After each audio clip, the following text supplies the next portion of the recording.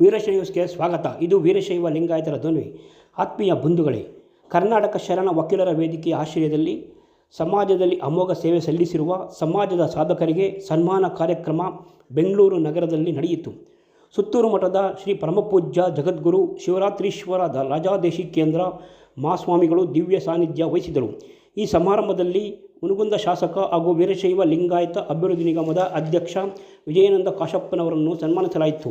ಸನ್ಮಾನ ಸ್ವೀಕರಿಸಿ ಮಾತನಾಡಿದ ವಿಜಯಾನಂದ ಕಾಶಪ್ಪನವರು, ಇದೇ ಸಂದರ್ಭದಲ್ಲಿ ಮಾತನಾಡಿದ ಅವರು, ಸಮುದಾಯದ ಬಡವರಿಗಾಗಿ ಸೌಲಭ್ಯ ಕೊಡಿಸಲು, ಮೀಸಲಾತಿ ಕೊಡಿಸಲು ಹೋರಾಟ ಮಾಡಿದ್ದೆ. ನನ್ನದೇನು ಸ್ವಾರ್ಥ ಇರಲಿಲ್ಲ ಎಂದು ತಿಳಿಸಿದರು.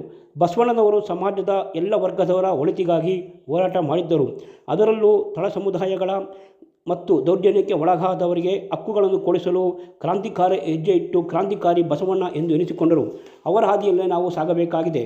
ಕರ್ನಾಟಕ ಕ್ರಾಂತಿಕಾರಿ ಬಸವಣ್ಣನವರ ವಚನಗಳು ಸೂರ್ಯ ಚಂದ್ರ ಇರುವರ ತನಕ ಮಾರ್ಗದರ್ಶಕವಾಗಿರುತ್ತದೆ ಎಂದು ಅಭಿಪ್ರಾಯಪಟ್ಟರು. ವಕೀಲರ ಸಂಘದ ಬೇಡಿಕೆಗಳನ್ನು ಈಡೇರಿಸಲು ಪ್ರಾಮಾಣಿಕ ಪ್ರಯತ್ನ ಮಾಡುತ್ತೇನೆ ಎಂದು ಸಭೆಗೆ ಭರವಸೆ ನೀಡಿದರು. ಈ ಸಮಾರಂಭದಲ್ಲಿ ಬಿಜೆಪಿ ರಾಜ್ಯಾಧ್ಯಕ್ಷ ಬಿವೈ ವಿಜಯೇಂದ್ರ ಯಡಿಯೂರಪ್ಪ, ಕೆಪಿಸಿ ಅಧ್ಯಕ್ಷ ಶಿವಶಂಕರಪ್ಪ ಸೌಕಾರ್, ಶರಣರ ವಕೀಲರ ಸಂಘದ ಅಧ್ಯಕ್ಷ ಎಚ್ ಎಸ್ ಚಂದ್ರಮೌಳಿ ಸೇರಿದಂತೆ ಇನ್ನಿತರರು ಹಾಜರಿದ್ದರು.